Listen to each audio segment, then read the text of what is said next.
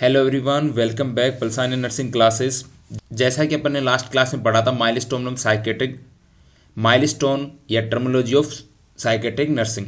तो आज के इस वीडियो में अपन डिस्कस करने वाले हैं मेंटल इलनेस के बारे में। मेंटल इलनेस क्या होती है, इसके कॉजेस के बारे में बात करेंगे।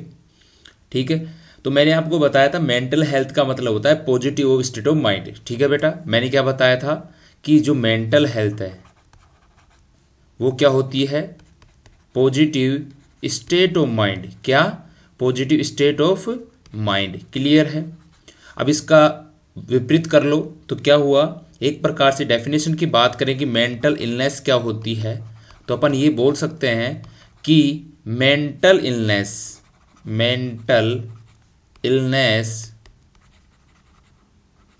Is a negative state of mind. क्या होता है, माइंड एक प्रकार से नेगेटिव स्टेट में होता है। ठीक है, या बोल सकते हैं कि डिस्टरबेंस होना किन में, या तो इनर और आउटर एनवायरनमेंट में। ठीक है, तो एक लाइन यहां पे ऐड कर लो कि it is A disturbance between inner factor and outer factor. Clear है? ये बोल सकते हैं कि आउटर का मतलब होता है कि जो एनवायरनमेंट है उसके अंदर एडजस्टेबल ना होना, बैलेंस ना बनाना, तो उसी को अपन क्या बोल देते हैं, आउटर। तो यहां पे लिख लो नोट एडजस्टमेंट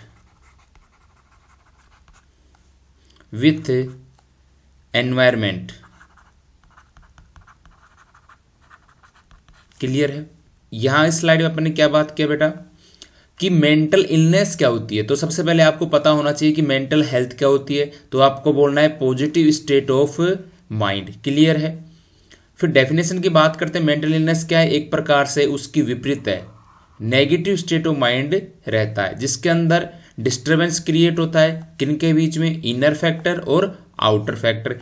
आउटर फैक्टर को बोल सकते हैं कि जो एनवायरनमेंट मिला था उसके अंदर जो पर्टिकुलर क्लाइंट है, पेशेंट है, एडजस्टमेंट ना कर पाना, जो बैलेंस ना बनाए एनवायरनमेंट। ठीक है, उसी को क्या कह देते हैं अपन, आउटर फैक्टर। अब इनर फैक्टर क्या होता है उसके बारे में बात कर लेते हैं। इनर फैक्टर तो इसके अंदर बेसिकली बेटा अपने जो थॉट्स होते हैं, इमोशंस होते हैं, बिहेवियर होते हैं, उनके अंदर डिस्टरबेंस आना, इसी को क्या कह देते हैं, इनर फैक्टर। ठीक है, बिहेवियर, इमोशंस एंड थॉट्स, अपने जो आइडियाज़ हैं, थिंकिंग है, इमोशंस हैं, बिहेवियर हैं, अगर इनमें चेंजेस आते हैं, ये बोल सकते हैं इनर फैक्टर में अगर कोई डिस्टरबेंस होता है और आउटर फैक्टर में जो डिस्टरबेंस होता है उसी को अपन मेंटल इलनेस बोल देते हैं। ठीक है, या मैं बोलूँ बेटा डिसइक्विलिब्रियम होना, किसके अंदर, थॉट के अंदर, एक्शन के अंदर, या फिर बोल सकते हैं इमोशन के अंदर, या अपन बोल दें trilogy of mind is disturbance. क्या जो ट्रायोलॉजी है उनके अंदर डिस्टरबेंस आना, जैसे कि फर्स्ट ऑफ ऑल आप लिखो इट इज डिसइक्विलिब्रियम, बोले तो disturbance of thought, action and emotions. Clear है? मैंने बोला trilogy of mind is disturbance. ठीक है, तो यहां पे ट्राइड बना दो एक।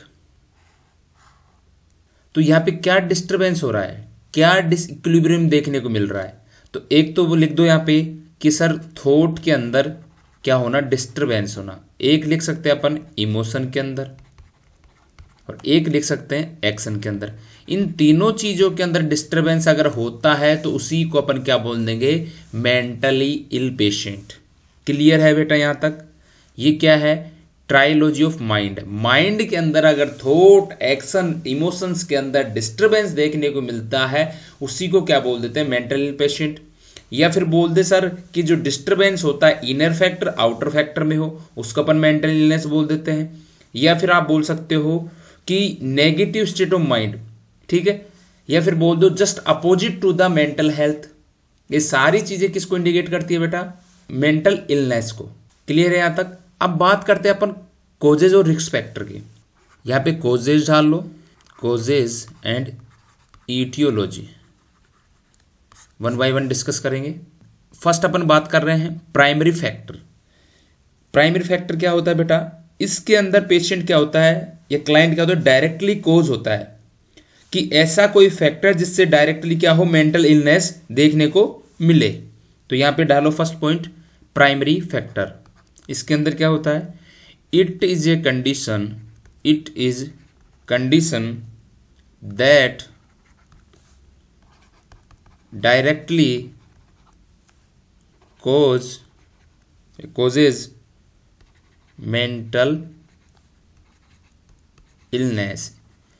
प्राइमरी फैक्टर एक ऐसा फैक्टर होता है जो डायरेक्टली कोज करता है किसको, मेंटल इलनेस को। For example head injury. अगर किसी पेशेंट या क्लाइंट के हेड इंजरी हुई है तो कहीं ना कहीं वो मेंटल इलनेस को कोज कर सकता है, जिसको अपन किस में इंक्लूड कर रहे हैं, प्राइमरी फैक्टर के अंदर। ठीक है। अब सेकंड में बात करूं डिस्पोजिंग फैक्टर। ये क्या होता है, इसमें क्या होता है, ससेप्टिबिलिटी होती है जिसके अंदर इंडिविजुअल क्या डिटरमाइन करता है, मेंटल इलनेस को। ठीक है। तो सेकंड पॉइंट डालो यहाँ पे प्री डिस्पोजिंग फैक्टर। डेफिनेशन क्या होगी इसकी, they determine individual susceptibility to mental illness.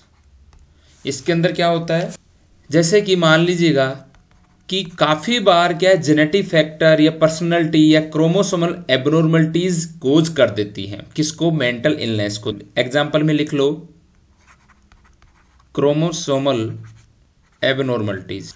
Chromosomes की वजह से अगर कोई एबनॉर्मलिटीज देखने को मिलती है वो किसको ससेप्टिबिलिटी करती है, मेंटल इलनेस को। इसी को अपन क्या कह देते हैं, प्री डिस्पोजिंग फैक्टर। क्लियर है बेटा? नेक्स्ट अपन बात करने वाले हैं थर्ड या ईटियोलॉजी फैक्टर या फिर कॉजेस क्या होगा, प्रिसिपिटेरी फैक्टर। इसके अंदर क्या होता है बेटा, कह सकते हैं कि इसमें मेंटल इलनेस जैसे कि जॉब फेलियर हो, लव के अंदर फेलियर हो, तो क्या होता है, एक प्रकार से प्रिसिपिटेटरी फैक्टर होता है। ठीक है। इसके अंदर डेफिनेशन लिखो, it is a condition that become too much for indication to tolerate or trigger mental illness. इसके अंदर क्या है, प्रिसिपिटेटरी फैक्टर के अंदर क्या है बेटा, कि मान लीजिएगा किसी पर्सन के अंदर या किसी पर्सन के साथ ऐसा इंसिडेंट हुआ हो जैसे कि जॉब फेलियर हुआ हो, ठीक है, लॉस ऑफ लव हुआ हो या लव फेलियर हुआ हो, ऐसे क्लाइंट के अंदर मेंटल इलनेस देखने को मिल सकता है। आपको पता है अगर किसी के अंदर जॉब फेलियर होगा उसके थॉट, इमोशंस, एक्शंस सब में क्या होगा, अल्ट्रेशन बोल सकते हो या फिर डिस्टरबेंस क्रिएट होगा। तो एग्जाम्पल पे यहाँ पे लिखो लॉस ऑफ लव, जिससे वो प्यार करता था, आजकल देखने को मिलता है ये। या फिर बोल दो जॉब फेलियर। ठीक है। अब फोर्थ फैक्टर की बात करें तो क्या होता है, मेंटेनिंग फैक्टर। इसके अंदर क्या होता है, अगर कोई पर्सन प्रोलॉन्ग टाइम तक एक प्रकार से सब्सटेंस अब्यूज करता हो, एल्कोहलिज्म करता हो, तो कहीं ना कहीं ये मेंटल इलनेस को कोज करता है। तो फोर्थ पॉइंट डालिए बेटा, मेंटेनिंग फैक्टर। ये क्या है, दे मेंटेन्स मेंटल इलनेस। क्योंकि एल्कोहल कौन पीता है, स्ट्रेस को दूर करने के लिए, लेकिन एक्चुअल में स्ट्रेस बढ़ती है बेटा, घटती नहीं है। तो इसका मतलब क्या, प्रोलॉन्ग टाइम तक अगर किसी सब्सटेंस अब्यूज का यूज करने वाला कहीं ना कहीं किस में चला जाता है, मेंटल इलनेस में। तो एग्जाम्पल के तौर पे लिखिए एल्कोहलिज्म, या फिर बोल सकते हैं सब्सटेंस अब्यूज। ठीक है, ये मेंटेनिंग फैक्टर हो गए। या फिर बोल सकते हैं बायोलॉजिकल कोज या बायोलॉजिकल इटियोलॉजी। तो यहाँ पे फिफ्थ डालिए बायोलॉजिकल कोज। इसमें क्या होता है, इसमें जेनेटिक कोज आ जाते हैं, जेंडर कोज आ जाते हैं, फिजिकल कोज आ जाते हैं। ठीक है, जेनेटिक में जैसे क्रोमोसोमल एबनॉर्मलिटीज आ जाए, जैसे एग्जाम्पल के तौर पे डाउन सिंड्रोम हो गया। जेंडर भी काफ़ी बार क्या होता है, मेंटल इलनेस को कोज कर देता है। फिजिकल कोज भी करता है, जिसके अंदर कोई हैंडीकैप हो या मालनरिस्ट हो, इन क्लाइंट्स के अंदर मेंटल इलनेस देखने को मिलती है। तो वन बाय वन इनको लिखते हैं और पढ़ते हैं। फर्स्ट क्या है, जेनेटिक कोज। साथ के साथ नोट्स बनाते रहो बेटा। जैसे कि क्रोमोसोमल एबनॉर्मलिटीज, एग्जाम्पल के तौर पे डाउन सिंड्रोम।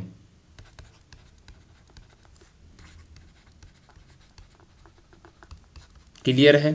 नेक्स्ट बात करें इसी के अंदर, जेंडर, मेल एंड फीमेल में अपन मान सकते हैं related to menstruation cycle. Clear है। थर्ड यही बात करें अपन फिजिकल कोज,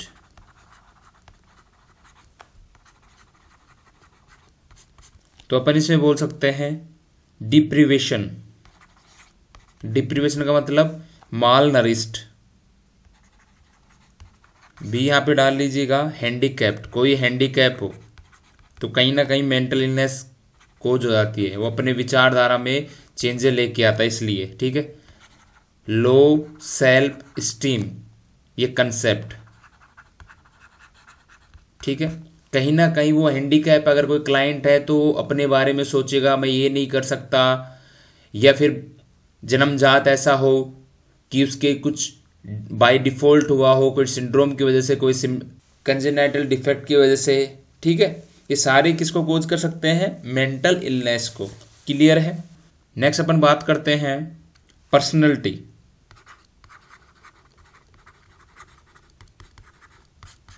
तो पर्सनैलिटी में क्या, एंडोमॉर्फिक, ईटोमॉर्फिक, पैरानोइड। ठीक है, पर्सनैलिटी के आधार पे, जैसे एंडोमॉर्फिक,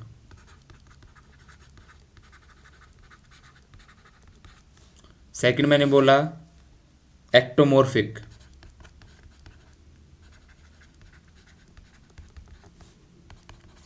थर्ड मैं बोल रहा हूं पैरानोइड।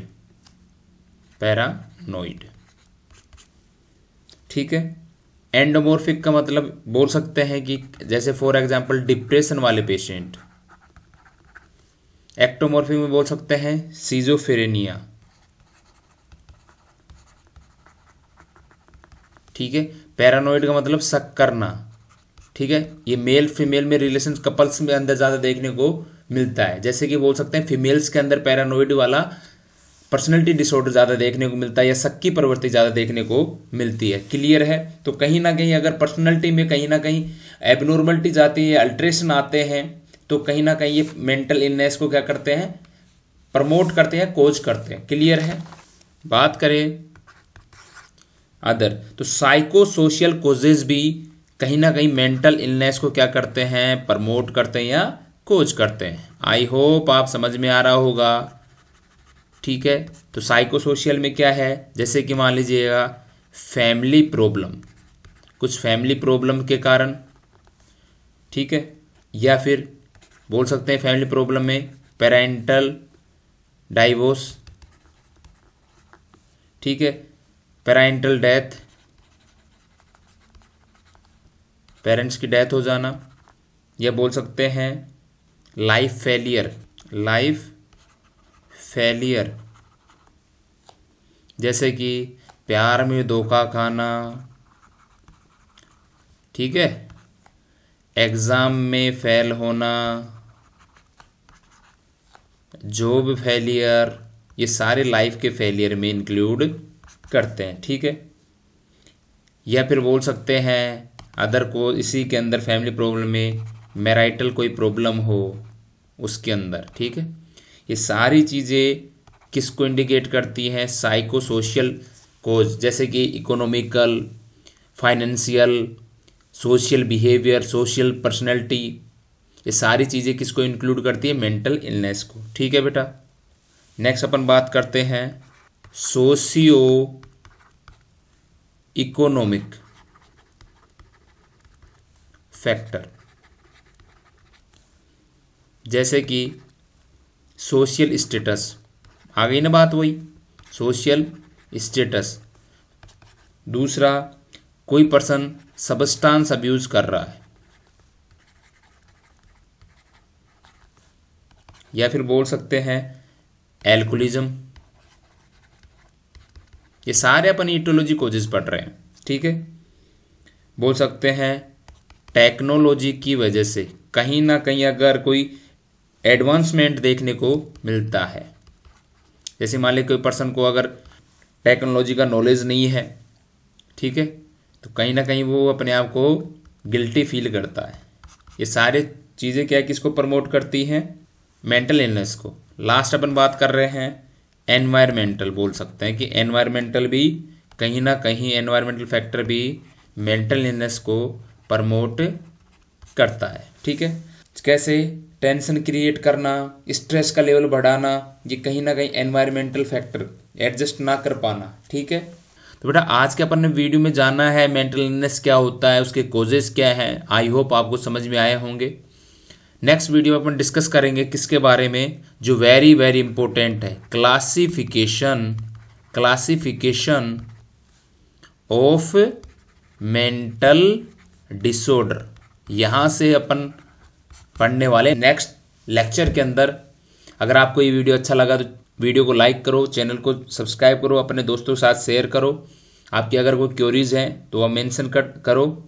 और जो अपन पढ़ रहे हैं उनके नोट्स जल्दी टेलीग्राम पे अवेलेबल होंगे, तो टेलीग्राम का लिंक डिस्क्रिप्शन में दिया गया है, तो वहाँ जाके आप फॉलो कर सकते हो। बाकी सोशल हैंडल्स के भी लिंक है, तो वहाँ पे आप जाके फॉलो कर सकते हो।